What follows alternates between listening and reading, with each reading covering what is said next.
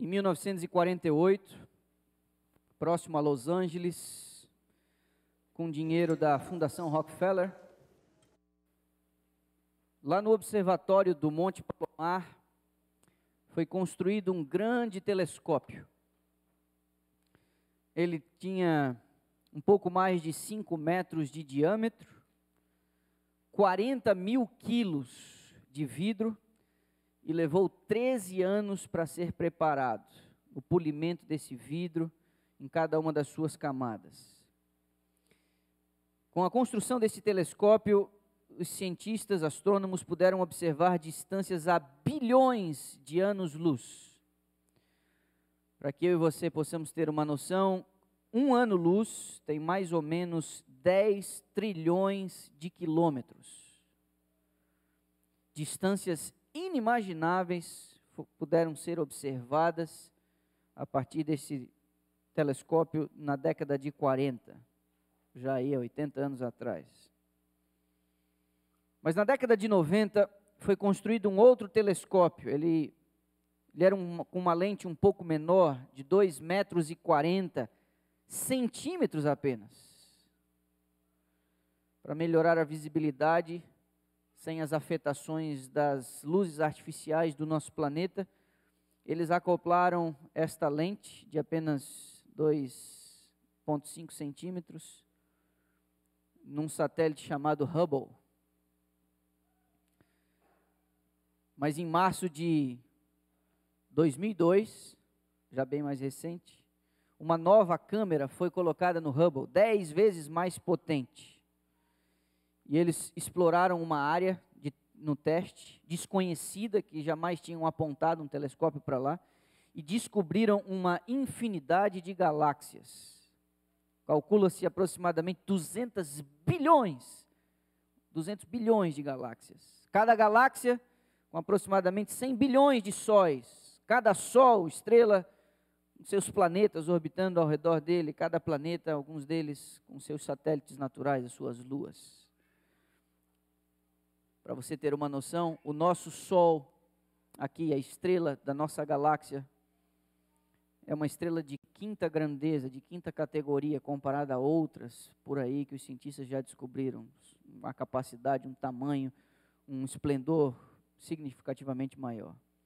Mas a nossa estrela aqui, o nosso Sol de quinta grandeza, para você fazer uma volta na barriga do Sol, você precisaria colocar 149 planetas Terras, um do ladinho do outro, para você fazer a volta.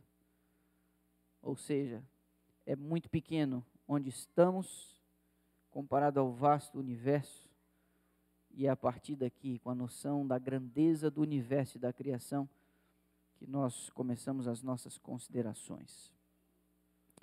Gostaria de alertá-los que o sermão de hoje, ele pode ser um pouco duro. E às vezes, como eu costumo dizer, em situações como essa, é papel do pregador conscientizar e educar sua igreja no caminho da justiça. Mas assim precisa ser feito. O primeiro texto da palavra de Deus que eu gostaria de explorar com vocês hoje está no livro dos Salmos, e é o Salmo 33. Alguns de nós sabemos esta passagem de cor. Ela é muito conhecida e vai servir de ponto de partida aqui. Salmo 33, versos 6 e 9, a gente lê assim: os céus por sua palavra se fizeram, e pelo sopro de sua boca o exército deles. Algumas versões dizem estrelas. Verso 9, pois ele falou e tudo se fez. Ele ordenou e tudo passou a existir. Quando consideramos a grandeza do universo, a grandeza dos astros, a vastidão, a imensidão do universo com suas galáxias, a gente lê um texto como esse. Tudo foi criado pelo poder de sua palavra, pelo sopro de sua boca. Ele disse e tudo se fez. Os escritores bíblicos, eles precisam considerar muito a grandeza de Deus para sustentar a proposta da sua mensagem. Se Davi agora está falando de Deus como Criador e o mantenedor de todas as coisas, Isaías também faz aqui as suas considerações. E eu queria que você fosse ao capítulo 40 do livro de Isaías. Aqueles que receberam uma visita minha aí nessa segunda sessão de visitas, devem lembrar que eu usei esse texto aqui para conversar com vocês em sua casa. Isaías capítulo 40, verso 15. Eis que as nações são consideradas por ele como um pingo que cai de um balde, e como um grão de pó na balança, as ilhas são como o pó fino que se levanta. Verso 17. Todas as nações são perante ele como coisa que não é nada. Ele as considera menos do que nada, como um vácuo. Ao considerar a grandeza de Deus, a gente percebe que na imensidão, o nosso planeta... Obrigado, Elias.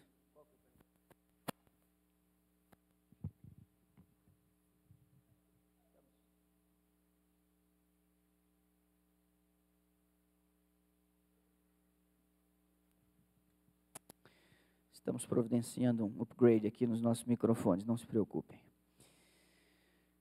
Isaías faz aqui as suas ponderações, ao contrastar algumas coisas que para nós são coisas grandes. O planeta, as ilhas, as nações, mas numa escala desconhecida, Deus é grande, Deus é imenso, Deus ele é todo poderoso. Vou pedir para que você agora vá até o livro do Êxodo, capítulo 3. Foi dali que eu extraí o título do sermão dessa manhã. Também é um episódio para aqueles que têm familiaridade com as Escrituras, é um episódio muito conhecido. Trata-se de um pastor quase aposentado, que conduzia parte dos seus rebanhos na encosta de uma montanha. Ele é atraído por uma visão esplendorosa. Lemos no verso 5 do capítulo 3 do livro do Êxodo, Deus continuou: não te chegues para cá, tira as sandálias dos pés, porque o lugar em que estás é terra santa. Eu e você conhecemos parte desse diálogo.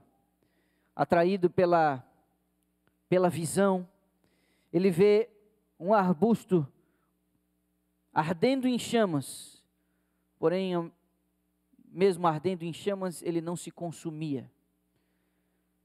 Moisés foi chegando para ter uma visão mais perto daquela cena. Ele não sabe que aquele lugar, ele está tomado pela presença do Altíssimo, pela presença do Criador. Ele não tem essa noção na medida em que ele se aproxima do arbusto. Ele se aproxima admirado, mas ele não tem a percepção. A percepção da presença de Deus, adquirida por Moisés neste episódio, se dá não pela beleza da cena, mas quando a voz de Deus se faz ouvir. Muitas vezes os adoradores são atraídos pela estética do culto.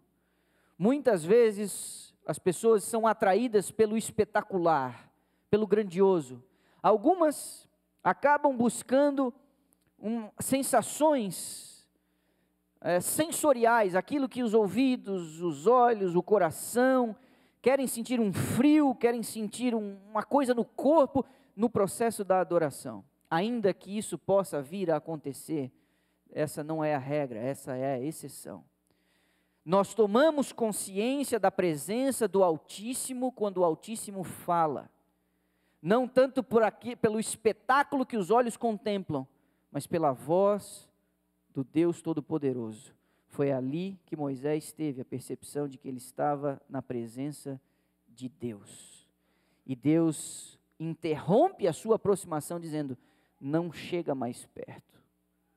Você tira as suas sandálias. Para a gente conversar tem que ficar claro agora aqui, desde o começo, quem você é e quem eu sou. E para você chegar perto de mim, para você chegar na minha presença, você precisa tirar as suas sandálias. Meus irmãos, nesta manhã eu gostaria de considerar com vocês alguns aspectos da adoração. Eu queria fazer um alerta à minha amada igreja, de que no nosso atrevimento e na nossa presunção, é possível que às vezes nós viemos à casa de Deus, nós comparecemos diante de Deus, nós tomamos este lugar, este recinto que é chamado de santo e separado, uma casa de culto, sem ter a noção exata de quem Deus é em sua grandeza e do que nós somos em nossa pequenez. Meu sincero desejo nessa manhã é que a minha igreja saia daqui com a consciência de que algumas coisas precisam ser corrigidas, hábitos precisam ser alterados, manias precisam ser deixadas de lado. E eu entendo que já temos intimidade suficiente para a gente considerar alguns aspectos. É meu papel educar a igreja. E eu imagino que algumas coisas nós podemos corrigir. Eu extraí alguma coisa do Conselho Inspirado, do livro Testemunhos Seletos, volume 2, é o capítulo 29. Nós temos ali uma sessão onde a serva do Senhor traz orientações importantes à igreja em relação à reverência e a sua postura no culto. Parte deste conteúdo eu extraí para a gente refletir aqui hoje pela manhã. E eu gostaria de começar com aquilo que nós podemos entender que deve acontecer antes do culto começar, antes mesmo da presença do Senhor ser invocada neste lugar separado e santo. Alguns preparativos que nós deveríamos e alguns cuidados que nós deveríamos ter quanto a isso. Quando os crentes penetram na casa de culto, devem guardar a devida compostura e tomar silenciosamente seu lugar. Se houver na sala uma estufa, e aqui eu faço uma pausa, aqueles que já estiveram em Battle Creek, e aqueles que já estiveram na capela, onde os nossos pioneiros se reuniram, no século XIX, naquela vila, alguns devem lembrar que bem no centro, havia o que nós podemos chamar de estufa, mas é uma espécie de forno a lenha. Ela está fazendo referência, mesmo buscando o aquecimento nesses lugares e períodos frios. Não convém agrupar-se em torno dela em atitude indolente e de abandono.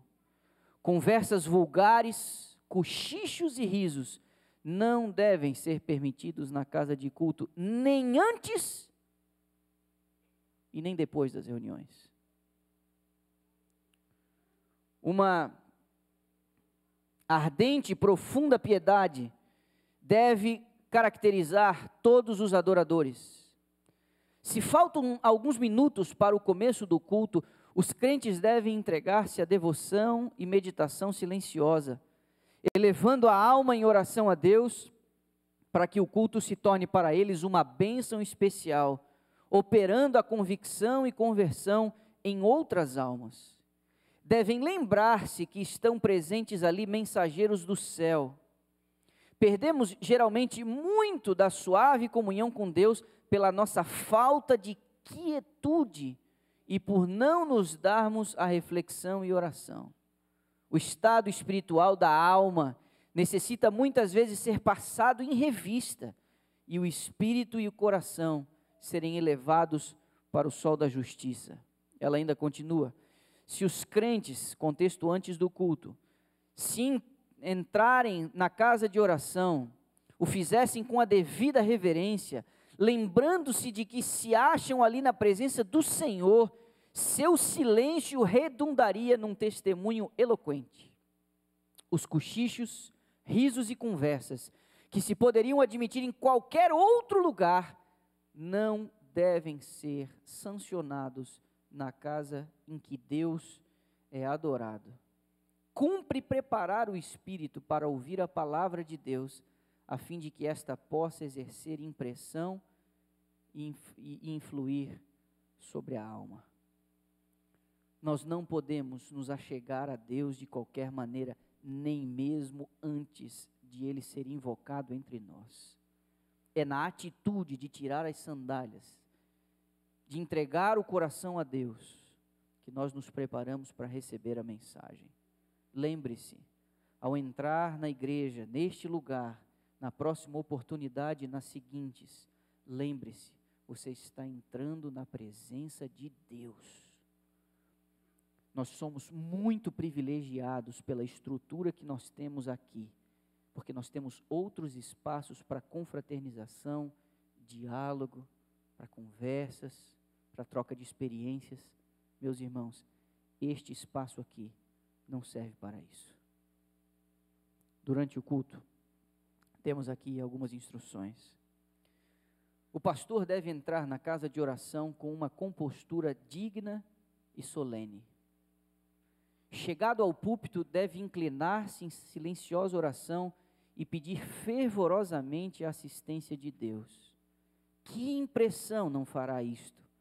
A solenidade se apoderará de toda a congregação. Seu pastor ali ele está se comunicando com Deus, encomendando-se a Ele antes de ousar apresentar-se diante dela. Uma profunda solenidade invade tudo e todos, e os anjos de Deus são trazidos para bem perto. Cada um dos congregados deve, de cabeça inclinada, associar-se ao pregador em silenciosa oração e suplicar a Deus que abençoe a reunião pela sua presença, imprimindo virtude à palavra ministrada por lábios humanos. Ao ser aberta a reunião com oração, cada qual deve ajoelhar-se na presença do Altíssimo e elevar o coração a Deus em silenciosa devoção.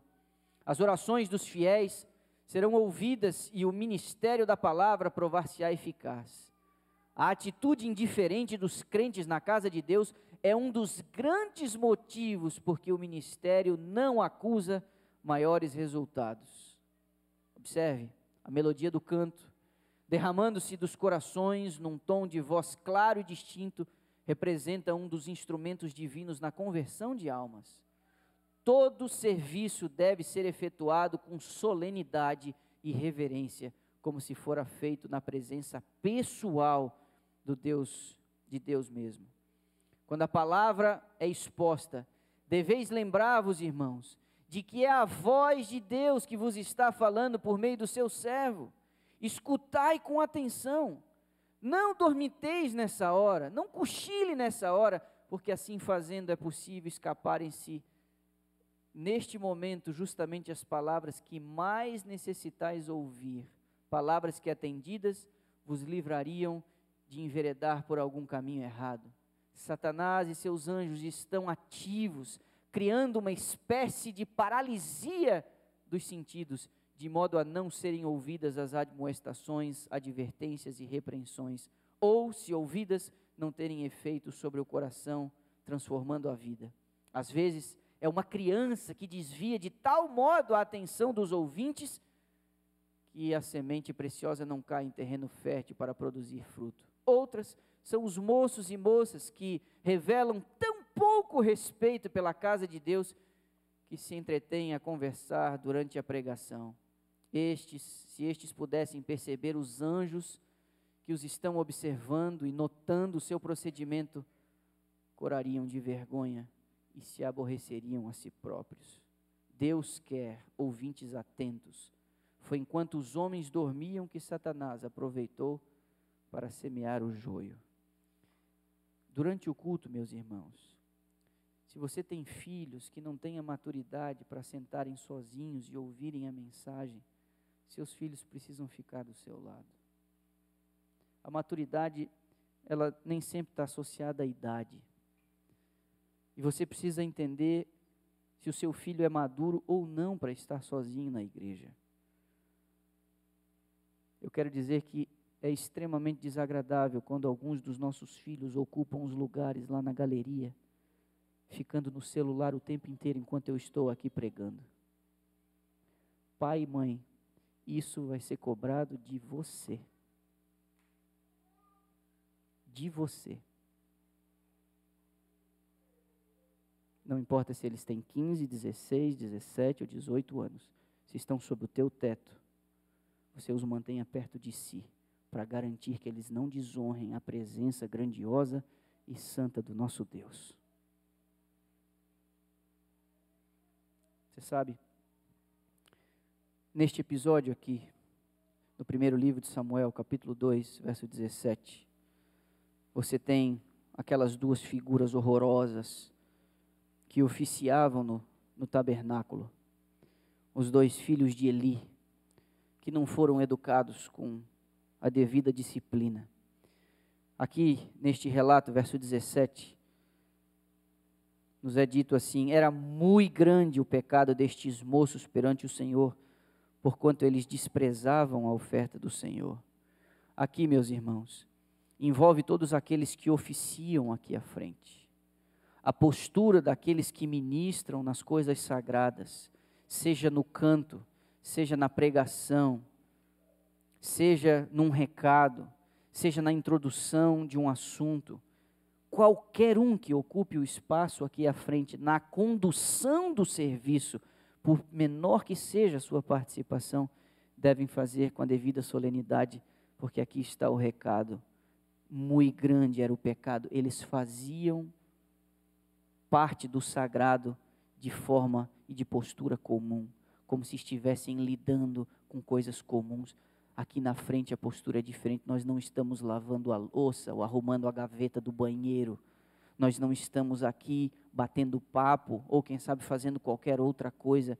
Nós precisamos revelar, através da nossa postura e da nossa atitude, que estamos manejando coisas sagradas.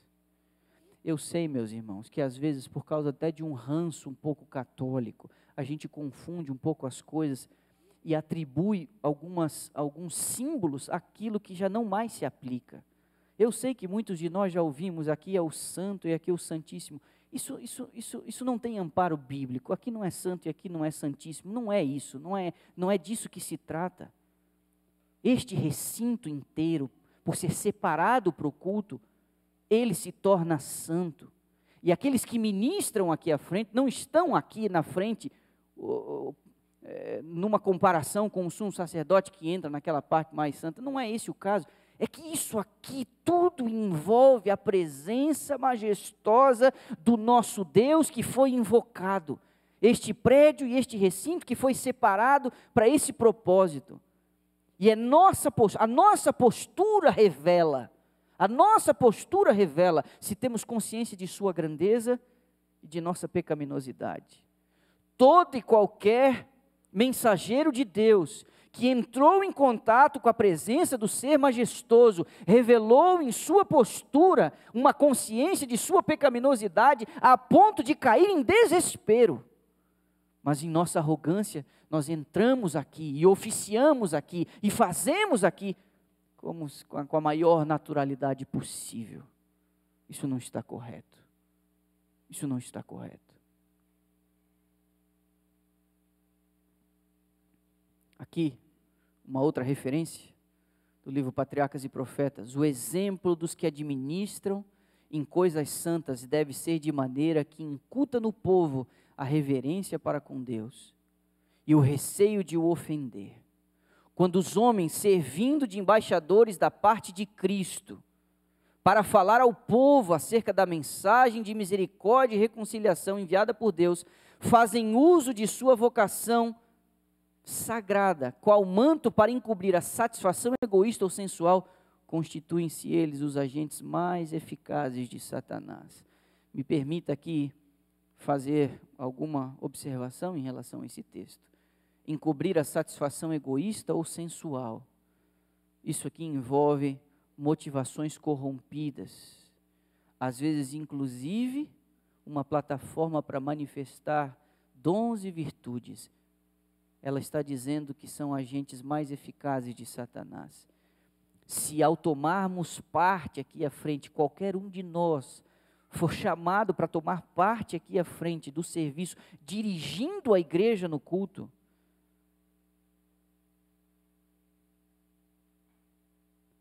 com a motivação corrompida para aparecer por vaidade,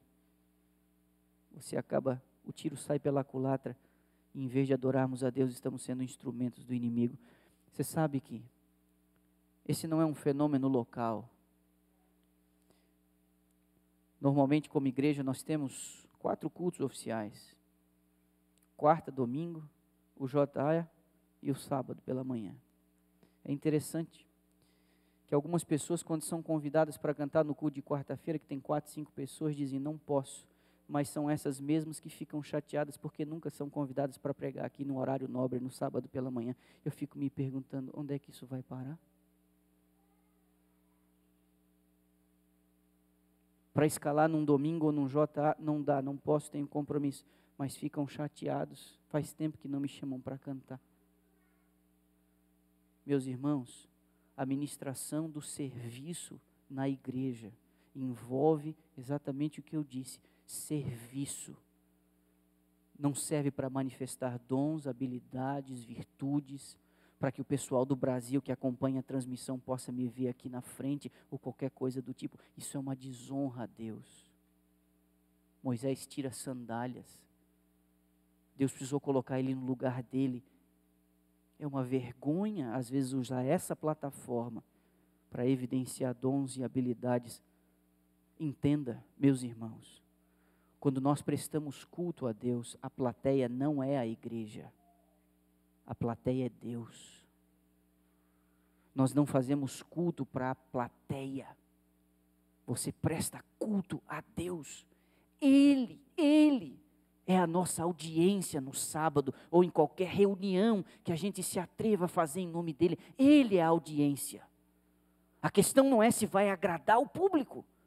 A questão não é se vai atrair o público. Ele é a plateia, ele é a audiência. Ele é adorado. Por isso, nós não podemos fazer por motivação egoísta, para alimentar a nossa vaidade, qualquer uma das coisas aqui à frente. Mas o culto não acaba quando se diz o amém aqui. Há algo que nós precisamos compreender em relação a depois do culto. Quando se diz o amém, faz o responso e os membros da plataforma saem, como que deveria ser a nossa postura? Temos orientação em relação a isso também. Ao ser pronunciada a bênção, todos devem conservar-se quietos, como temendo ficar privados da paz de Cristo. Saiam então todos sem se atropelar e evitando falar em voz alta, portando-se como na presença de Deus e lembrando-se de que seus olhos repousam sobre todos. Ninguém deve deter-se nos corredores para encontros e tagarelice, impedindo a passagem aos outros que buscam a saída. Os corredores imediatos da casa de oração são esses aqui, meus irmãos. Devem caracterizar-se por uma grave solenidade, evitando os crentes o fazer deles lugar de encontro com os amigos, a fim de trocarem frases banais ou tratarem de negócios. Tais coisas não convêm na casa de Deus. Deus e os anjos têm sido desonrados pela maneira irreverente com que os crentes se portam em algumas igrejas, acordando os ecos com suas gargalhadas e fazendo ruído com os pés.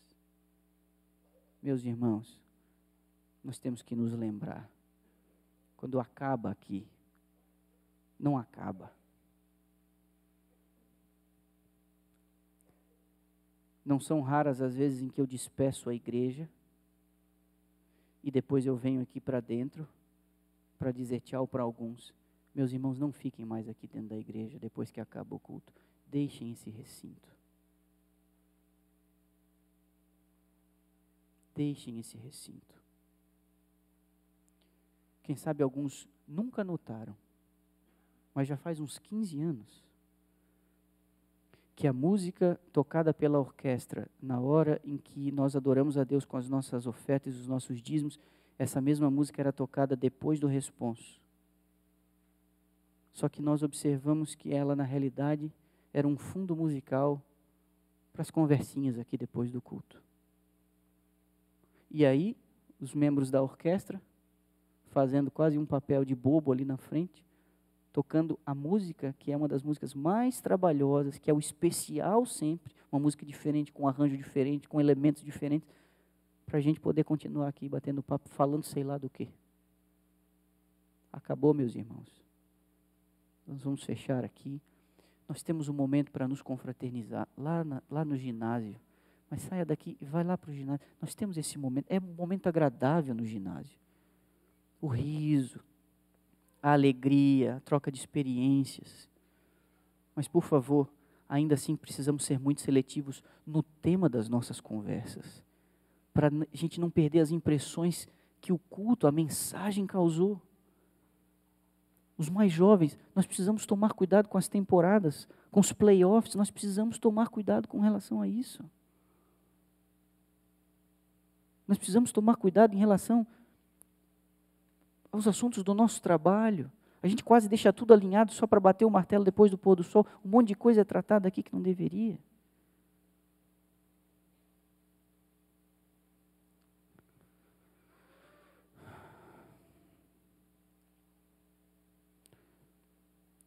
Ontem, à tarde,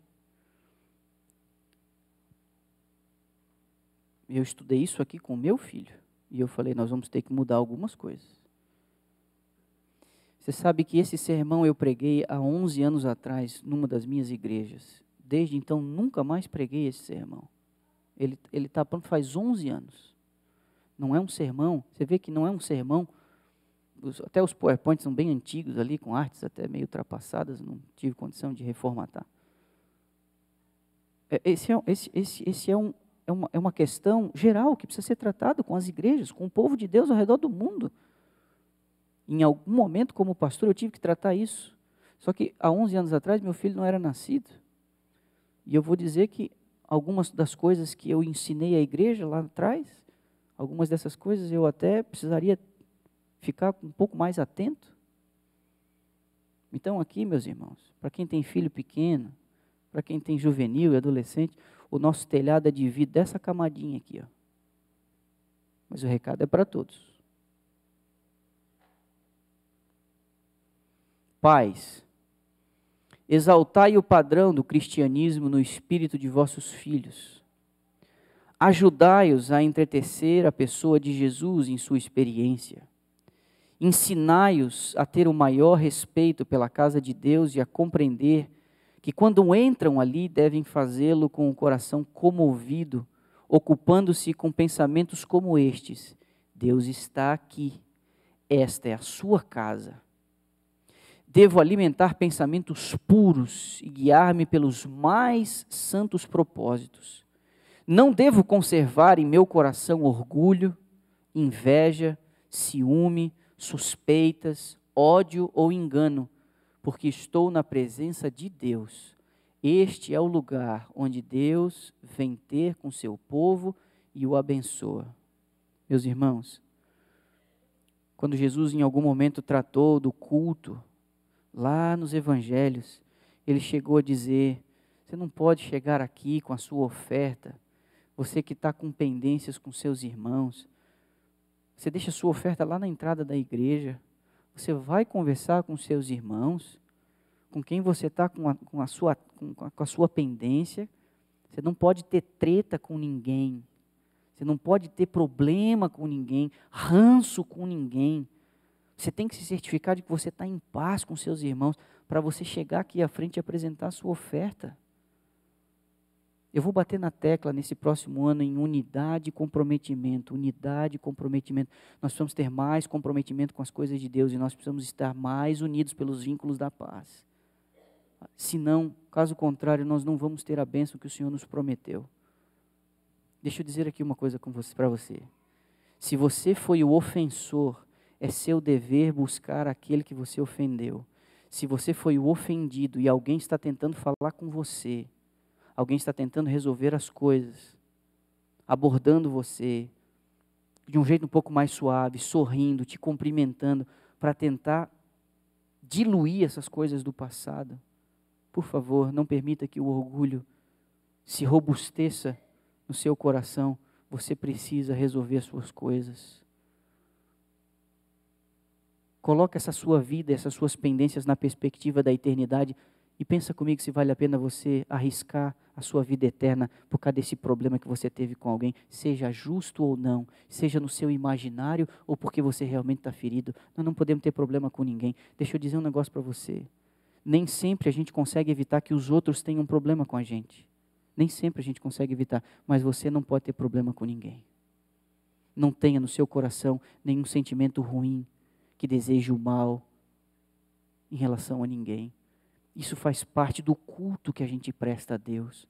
Que coração contaminado pode ser envolvido com a presença de Deus, a alegria de estar na presença dos anjos, se a gente está cheio de coisinhas, e são coisinhas, às vezes, desse tamanhozinho, apenas frustrações, expectativas não correspondidas. Meus irmãos, a gente não pode ter isso. Nós não podemos comprometer o culto por conta de uma coisa como essa. Irmãos, não seria bom meditardes um pouco sobre este assunto, reparando na maneira porque vos conduzis na casa de Deus e nos esforços que estáis fazendo por preceito e exemplo, a fim de cultivar em vossos filhos a reverência? Atribuís vastas obrigações ao pregador, responsabilizando-o pela alma dos vossos filhos, mas vós mesmos estáis esquecidos de vosso dever como pais e instrutores, de como Abraão ordenar vossa casa depois de vós, para que guardem o caminho do Senhor. Vossos filhos e filhas se corrompem pelo vosso próprio exemplo e vossa frouxa disciplina. E malgrado essa grave falha na educação doméstica, entendeis que o pastor deve poder combater sua influência e realizar o prodígio de educar o coração de vossos filhos na piedade e virtude. Depois de o pastor haver feito pela igreja tudo quanto pôde, admoestando-a fielmente e com bondade, procurando encaminhá-la com paciência e fazendo ardentes preces pelo resgate e salvação de cada alma, não terem seus esforços alcançado e almejado êxito, os pais não raro censuram por não verem convertidos os filhos, quando a causa disto está na sua própria negligência. Duro recado. Deus deu a seu povo, na antiguidade, regras precisas e exatas sobre ordem. Porventura terá mudado? Não será Ele mais o Altíssimo e Todo-Poderoso que domina sobre o universo? Não conviria lermos as instruções que Deus mesmo se dignou dar aos antigos hebreus, para que nós que temos a verdade gloriosa irradiando sobre nós, os imitemos em sua reverência para com a casa de Deus? Temos motivos de sobra para alimentar espírito de fervor e devoção no culto divino. Temos mesmo motivos para ser mais ponderados e reverentes em nosso culto do que os judeus. Mas um inimigo tem estado a trabalhar a fim de destruir nossa fé na santidade do culto cristão. Se os dirigentes de igrejas, os pastores, o povo, os pais não têm ideias mais elevadas a este respeito, que poderão esperar de crianças inexperientes? Estas são muitas vezes encontradas em grupos, afastadas dos pais que deviam tomar conta delas. E embora se encontrem na presença de Deus, cujos olhos sobre elas repousam, põem-se a cochichar e a rir, portando-se inconvenientemente e mostrando-se desrespeitosas e desatentas. Raras vezes são instruídas que os pastores são embaixadores de Deus, que a mensagem que pregam é o meio por Ele determinado para a salvação de almas e que para todos os que têm o privilégio de ouvir constitui um cheiro de vida para a vida ou de morte para a morte. Eis aqui admoestações muito pertinentes. Sinto-me muitas vezes penalizada quando entro na casa em que Deus é adorado e noto ali homens e mulheres em trajes desordenados. Se o coração e o caráter se revelassem pelo exterior, nada de divino deveria haver nessas pessoas. Não têm exata compreensão da ordem, da decência e do decoro que Deus exige dos que se chegam à sua presença a fim de adorá-lo. Meus irmãos,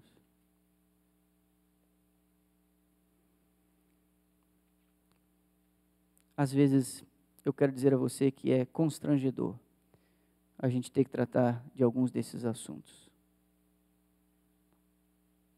que deveria ser o óbvio. O óbvio. Às vezes eu me pergunto se de fato tivéssemos uma visão de Deus, né? E Ele realmente aparecesse aqui de forma corpórea. Se alguns de nós teríamos coragem de vir andando na sua direção com a roupa que a gente está, ou dar as costas, para ser contemplado por seus olhos santos. Meus irmãos, muito cuidado. Muito cuidado.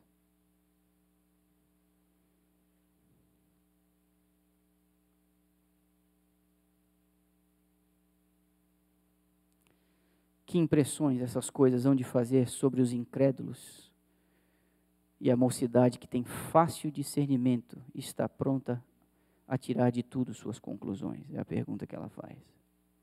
Todos deveriam ser ensinados a trajar-se com asseio e decência. Assim, sem, porém, se esmerarem no adorno exterior que é impróprio da casa de Deus. Cumpre evitar toda ostentação em matéria de roupa, que somente serviria para provocar a irreverência. Não raro a atenção das pessoas é dirigida sobre essa ou aquela peça de roupa, e deste modo são sugeridos pensamentos que não deviam ocorrer no coração dos adoradores. Deus é que deve ser o objeto exclusivo de nossos pensamentos e adoração. Qualquer coisa tendente a desviar o espírito do seu culto solene e sagrado constitui uma ofensa a Ele. A expiação, a exibição de enfeites, como laços, fitas e penachos, bem como ouro ou prata, é uma espécie de idolatria que não deve ser associada ao culto sagrado de Deus, onde os olhos de cada adorador só devem ter em vista a sua glória. Eu não sei se é necessário comentar. Partindo para o fim,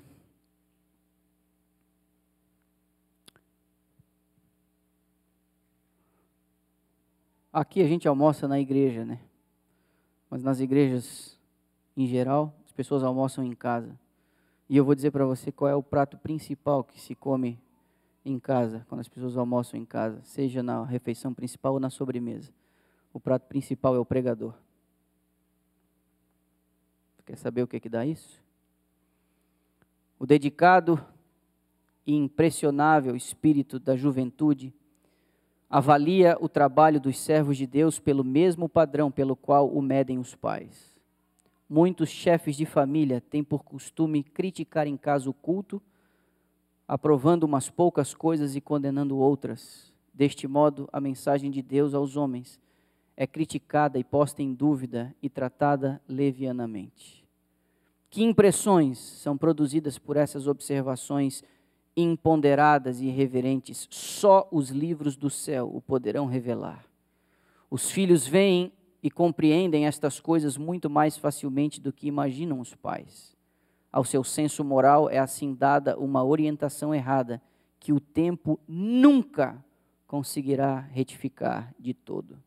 Os pais muitas vezes se queixam da dureza de coração dos filhos e da dificuldade que têm em convencê-los de seu dever de atender às exigências divinas. Os livros do céu registram, entretanto, com toda a precisão a legítima causa. Os pais não estão convertidos, não estão de acordo com o céu e a obra de Deus. Suas ideias estreitas e mesquinhas acerca da santidade do ministério e do santuário de Deus foram entretecidas na educação dos filhos. É de duvidar que alguém que vive sob a atmosfera corrupta de tal educação consiga desenvolver a verdadeira reverência e respeito pelo ministério de Deus e pelos instrumentos por ele designados para a salvação de pecadores. Acerca dessas coisas, dever-se-ia falar com respeito, em linguagem conveniente e com muito escrúpulo, a fim de mostrar às pessoas que nos ouvem que consideramos a mensagem dos servos do Senhor como a nós enviada pelo próprio Deus. Porque eu venho aqui diante de vocês, esse não é bem quase que um sermão, eu não estou aqui apenas dizendo o que eu acho, o que eu penso, isso aqui na realidade é uma leitura de conselhos que nos foram dados, uma leitura coletiva. E eu trago a você estes conselhos, porque disso depende a salvação de muitos de nós. Pois bem, quando uma igreja for suscitada e deixada na ignorância desses pontos, e aqui você consegue entender porque estou tratando disso, o pastor negligenciou seu dever e terá de dar conta a Deus das impressões que deixou prevalecer. A menos que aos crentes sejam inculcadas ideias precisas acerca do culto verdadeiro e da verdadeira reverência para com Deus, prevalecerá entre eles a tendência para nivelar o sagrado ao comum. Nossas igrejas necessitam ser educadas para maior respeito e reverência pelo culto divino. Conforme o pastor dirige o culto divino, estará ele educando e preparando o povo. Pequeninos atos que educam, preparam e discipulam a pessoa para a eternidade são de vastas consequências na edificação e santificação da igreja. Meus amados irmãos, o meu sincero desejo é que eu e você, ao adquirirmos uma consciência da grandeza de Deus, possamos vir a este santo lugar. Ele é santo não porque o material com que ele foi feito tem algo em si de especial. Ele é santo porque em algum momento ele foi separado e dedicado para o culto. A palavra santo indica essa separação, um uso específico, consagrado. Por isso nós entendemos que este local aqui, pela sua consagração e pelo propósito pelo qual ele foi erigido, é que recebe o adjetivo de santo. Sim, ao adquirirmos uma noção mais precisa da grandeza de Deus, nós não vamos nos atrever a chegar aqui de qualquer maneira. Às vezes, alguns de nós temos falhado nesse ponto por falta mesmo de instrução. Às vezes, sem nenhuma maldade, sem nenhuma má intenção, sem nenhum dolo, alguns de nós, às vezes, numa tentativa de parecermos simpáticos às pessoas, numa tentativa de sermos receptivos às pessoas, numa tentativa de dar atenção às pessoas, nós fazemos isso numa intensidade e num local inapropriado.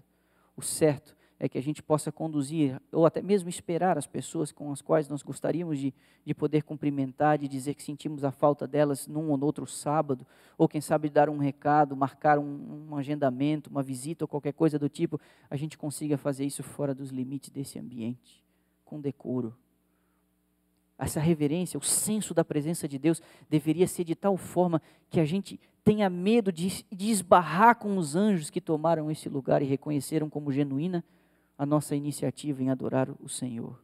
Por isso, volta e meia, se for necessário, a gente vai precisar lembrar. Acabou o culto, a gente deixa e esvazia esse espaço e vamos para aquele lugar onde sim, é mais apropriado a gente conversar, abraçar e tudo mais.